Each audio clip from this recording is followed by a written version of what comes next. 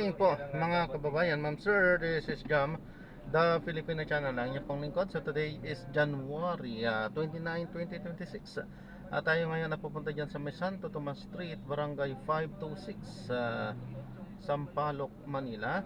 At dadalhin po natin yan sa may Government Service Insurance System, GSIS, sa may Roas Boulevard, Barangay 76, Pasay. Okay po, so magbabalik po tayo mamayang konti pag nakuha na po natin sila. Disclaimer lamang po, ang content po natin ay kalsada at hindi ang passenger. Kaya naman sakasakali naman po na may marinig kayo mga pangalan ng lugar, pangalan ng tao, pangalan ng organizations, government o private man yan, ay wala pong kinalaman ng channel na ito at wala pong pinapatungkulan. Lahat po ng pinag-uusapan dito ay pawang dito lamang po yan sa loob at wala pong pinapatungkulan sa labas. Okay po, magbabalik po tayo mamayang konti pag nakakuha na po natin sila. At samantala, makinig tayo ng mga nagbabagang balita at mga talakayan habang tayo ay papunta doon sa ating pick up area.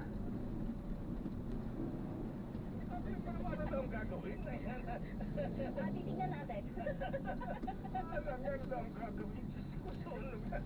Pagkatapos ang sunog, natapos ang sunog, sabi nga rin was, gusto bang kausapin yung jeep namin? Bakit? Laray. Kasi katabi ko siya kaya hindi ka makapagsabi ng totoo. Patay tayo dyan. Jerwin, baka makapokingin. Wala kayo ba, baka malalagot ako rito mga kaya na, sige na natin yung pandip sa kani. 1,000 pesos. Kesa yung pakikinig na Mr. H. Maraming salamat, Sir Deo. Ayan. Baka may sasabihin din po ako. Ano po? Yung anak niyo, kaklase ng anak ko sa CEU. Ganun po ba? Nakarating na dito yung anak niyo sa amin. Nung time na may mga project sila sa CEU. Ano pangalan po yung anak ninyo? Sheila Aguilar. Si Sheila. Ayan, baka nakatira sa bahay namin yan. Oo, malamang. Ayan, Oo, kumusta po kay Sheila, ate? Ayan. Opo, makakarating po. Ayan, dahil classmate para anak ko si Sheila, bigyan pa ng 1,000 si Sheila ni Jerwin.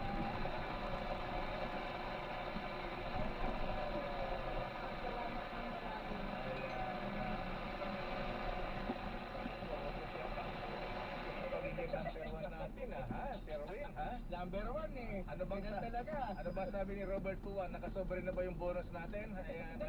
Oo, lakay. Sige, dahil may bonus daw tayo. Sige, yung aking bonus, i-share na natin.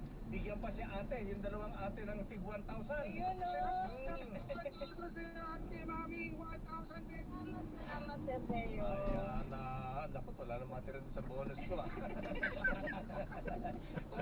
Di bale, basta napasaya natin ang pamilya Aguilar. Ayan na.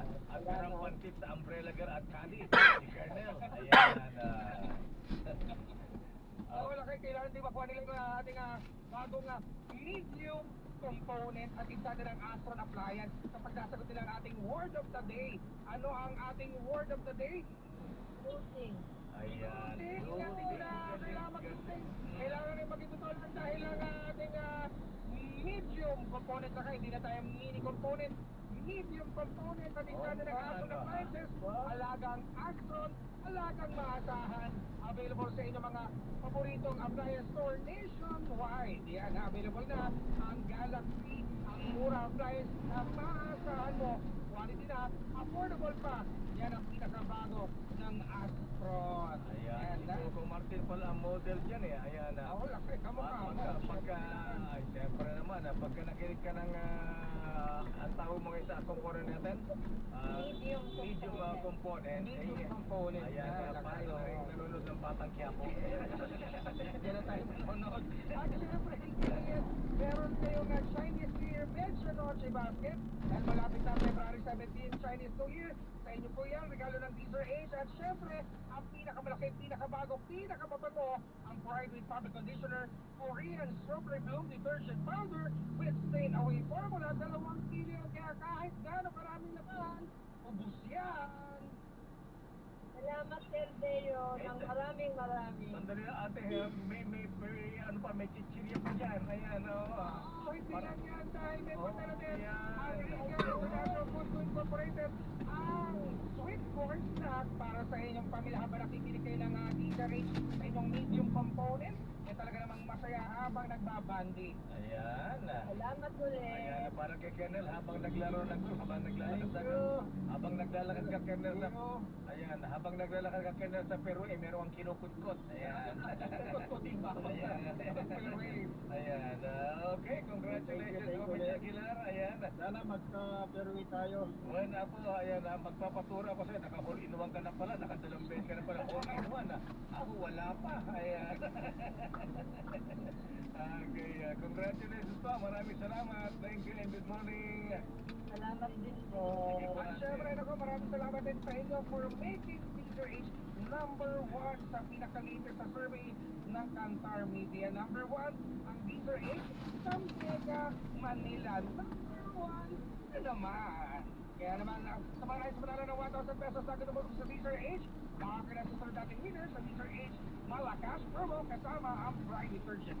Aris #6, Sherwin Batal para Teaser H, una sa Pilipinas, una sa Pilipino.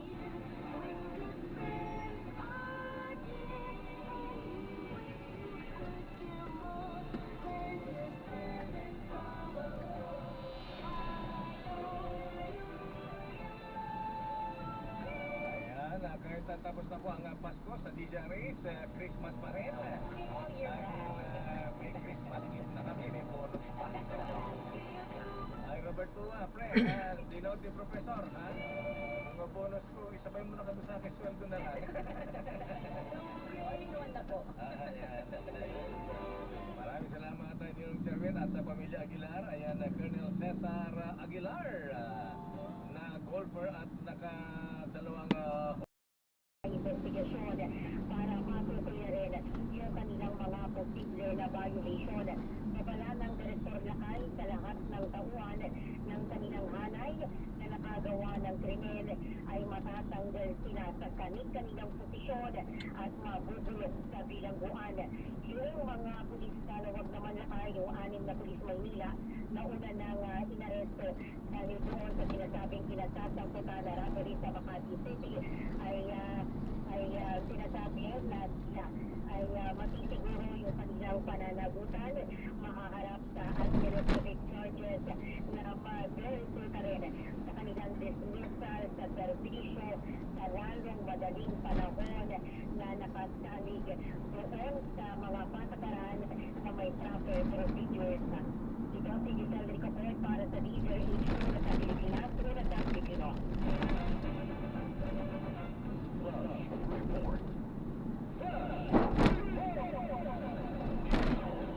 ang bilis. Dapat na ganyan. Ayan, sinukulong ka agad. Hindi katulad ng pulis barikin na nag-rep doon sa kapwa pulis uman. Ano nangyari doon? Wala na ulit na doon eh. Update eh. Oo, ni iPhone bagitin ang pangalan. Alang yan.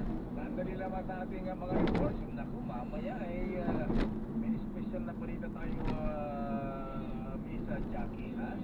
Abay, kita official ng DepEd. May boiler na teacher. Mukhang talo yata rin sila Rian Ramos. Official di at Samantha Padillo. Diba si Rian Ramos diba si show ni tumakbong mayor sa Manila? Sa Versosa. Ayan, ba't nagkakalo? Ayan. Sa Versosa, ayan, Congressman. Nangyari kay Rian. Pinabayaan mo naman. Dami. Pero sandali lamang at babati mo tayo na happy birthday. Ayan, happy birthday muna kay Liam Equisa Urbano. Ganda naman ang pangalan, Liam Equisa Urbano. Ayan, at pagbati mula kay Lolo Mar, ayan, kay Gerluna Etana Pinel, at Lola Ani Urbano. At happy birthday din kay Joe Floren Elizalde. Kilala ba yun si Joe Floren Elizalde, ha? Happy birthday. Ayan. At mga best friend, ha? Ay yung mga taga Jolly Bugarin Masoni lot number 468. Abay sila ay nag-imbita sa kanilang 5th public installation of officers mamaya, ha? Sa Manila Hotel. Wow, big time. Incoming Westwall Master po yung James Lim, Senior Warden Nathaniel Ramos, CJ Junior Warden Zoltan Gawiran. gawa ng tayo. Pwede pa rin itong gamitin habang ginagamit ang loan para malagay ang negosyo mo. Bisitahin ang pinakamalapit na branch ng Global Dominion o kanilang website, gdfi.com.ph. Even yung uplinance po ng barko, no? Once na makita ng hospitality, that would form part of the investigation. And pagdating po sa farmer, also just mag-iwan sa the loan. So, malaki rin po kasi yung factor, no? Na kung saan po ibang dapat, yung mga hinahanap pa rin natin. Captain Tony, let me ask you again. You're saying that iba po retrieval operations ito, kundi nasa rescue stage pa rin tayo kahit alugin na yung barko. Meaning, if I understood you correctly, sisisirin nyo dahil baka may buhay pa doon sa loob ng barko. May buhay pa po ba sa ating barko? Pero hindi po tayo nag-allow iba. Kaya, kasi ito yung po ang ginagawa ng operasyon. Responsibility ito na natin sila sa mga island o sa mga coastal areas po. So, may mga ganyan po tayo, mga stories na kahit na minsan ang mo, Sir Peter, i-recording po. Meron pa rin po tayo nakikita o nare-rescue na po sa mga hinahanap po natin. So, ano po sa atin, hindi po tayo pagka-downgrade at speak po, search and rescue pa rin po ang ginagawa po ng Sorry, Captain, na medyo naputol kayo kanina kaya I did not really understand na you're not ruling out na baka meron pang buhay doon sa lubog na barko? Yes po, tama po kayo. Anyway, I could have really put Sir Peter, no? And that is the purpose why we are deploying the ROEs and even yung technical drivers. And as to your question earlier, kung mag-retrieval na po ba tayo, moving po ang ating search and rescue mission, and we have reviewed stories naman po and experiences Sir Peter and from Rita, na kahit isang linggo, 2 linggo, ng paghahanap, ay nakakakita pa rin po tayo ng buhay ng mga missing individual sa atin. Kasi usually po napapadpad po sa mga shorelines o sa ibang coastal area or minsan po sa mga isolated islands and hindi po na i-report sa atin agad dahil sa kakulangan po ng komunikasyon. So, we are still hopeful na patuloy at pinapaigit pa rin po ng Philippine Coast Guard ang pagsasagawa po ng search and rescue mission po. Understood. So officially po, ilan pa ang mga pasahero unaccounted for? Based po sa manifesto, Sir Peter and mga Brita, meron po tayong hinahanap ng pagbukas, no? Based po yan sa manifesto. So, it has been based, Sir Peter, nakakatawa po tayo ng information, may mga i-post po sa mga social media na pinasa po na ngayon, mga kaputaan ng social media na nagmamala. So again, we are not happy with the solution dito sa po. Sa ating pong request po, sa ating mga naghahanap po ng kailang kapagsiya, i-report po natin sa Coast Guard Institution, particularly po sa Pulo at saka sa Buanga.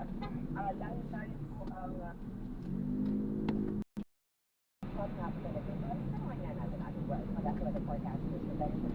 Sir Ben, sir, magandang umaga po, sir. Sa programa Pagdamanan.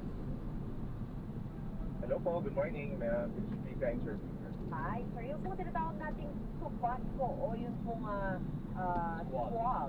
Talaga po bang hindi ito nade-determine o nape-predict kung saan ito maaaring mangyari? Yes, yung prediction po natin for squall, well, definition of squall itself po, it's a localized thunderstorm, meaning it's small scale po ito na nangyayari regardless po of the month, no? Panahon ng amihan, panahon po yan ng habagat, squall is a small scale na thunderstorm na meron kasamang gust of wind. So yung gust of wind, po ito ay naka-affect sa isang, for example, open sea or isang malawak na karagatan. Kapag po nagkaroon ng malakas na hangin, eventually yung malakas na hangin magpupush para mag-produce ng matataas na waves. And in the case of itong nangyari po natin na trahedya nung January 25 to 26 or 26 ng madaling araw po, no? Upon check, kasi check din po namin yung aming mga previous mga data, mga satellite animations, yung mga radar animations po natin.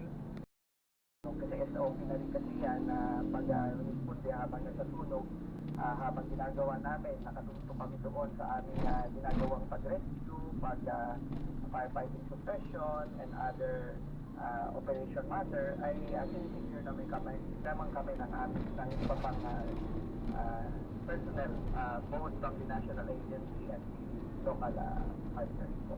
Opo. Sir, actually, yung pag-usapan naman po natin, yung investigation, no? Paano po nangyayari? Paano po nag-determine sa aming area po? Technically, talagang may approach tayo dyan sa investigation natin. Tinitingnan muna natin kung saan talaga nagsimula ang sunog or origin of fire. No? Madalas po yan, base sa fire pattern, base sa mga struktura, ang reaction ng struktura, at yan po ay may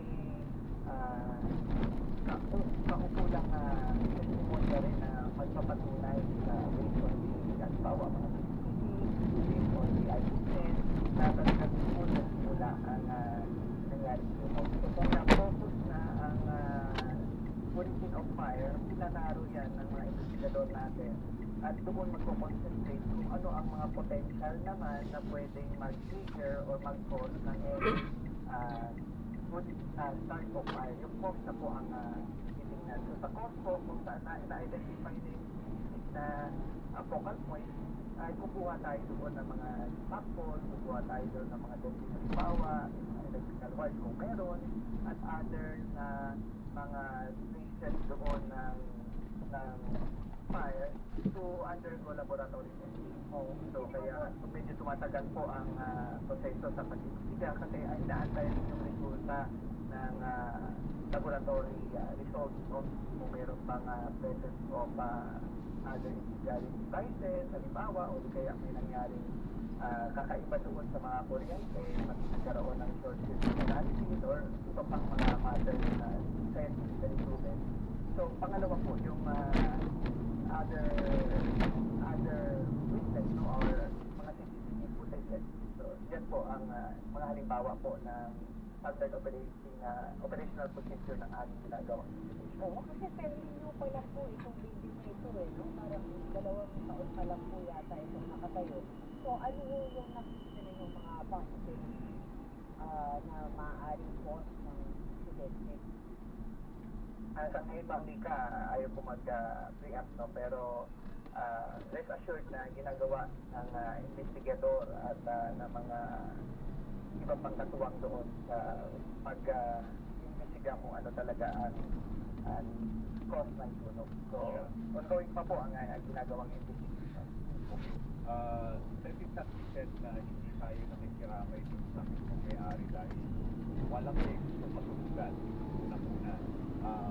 But having said that, Superintendent, yung ubang yearly or annual PFD check-up sa mga establishmento, lalo na yung mga industrial, yan po ba may record sa inyo in terms of video support? Kapag kayo ba ay umiikot para malaman kung meron bang fire system yan, meron bang mga fire extinguishers sa mga tamang lokasyon, etc. Yan ba ay sinusuportahan nyo ng video coverage? Yung patungkol sa video, sir, ay this year pa lang po tayo nag-full implementation ng body-worn camera. Kaya wala po tayong record pa ng recorded na record ng inspection conducted last year. Pero kung last year po, usually ay may mga ina-attach naman tayong mga pictures dyan. At kung patungkol naman doon sa mga fire protection system, kasi dalawa yan yung active fire protection at yung passive fire protection. Meron tayong requirements sa establishment na yan na fire safety maintenance report, SSFI. So doon po po sa SSMR ay makikita po lahat ng mga fire protection system na active tulad ng sprinkler system, Correct. ng fire detection and alarm system. Makikita yun sa report. So meron kaming fire niyaan sa aming tanggapan, specifically po sa Quezon City Fire Department. Yes. Kung ang sinubiti nilang fire safety maintenance report ay nakasaad doon na ang halimbawa yung wet stand pipe ay in good operational condition, ganun din yung mga other fire protection system. Maliban pa sa regular na ginagawa nating activity doon na proactive naman yung mga drills, Yeah. other trainings, fire safety Dito po? requirements kasi talaga yan sa Balik mga ganyan na lang dyan. mga establishment. Oo. Pwede ba pumanik? Maraming salamat Sige po. po. At dami-dami kasing requirements yan. Merong fire suppression, merong smoke detector, merong gas leak detector. Ang dami nito. Pero may science din pala po kayo.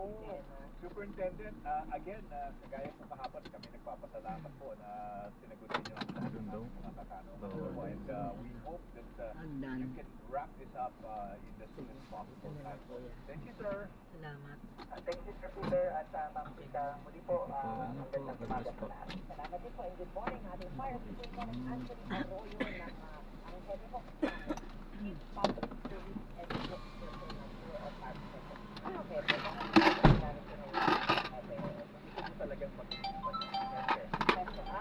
Kaya head. Baka niya na magaling talaga. Pero one na naman sa good morning kapayan ni Johnny Bonaparte. Maraming salamat, 13,000 viewers. Ay, ang dami. Yes, thank you so much.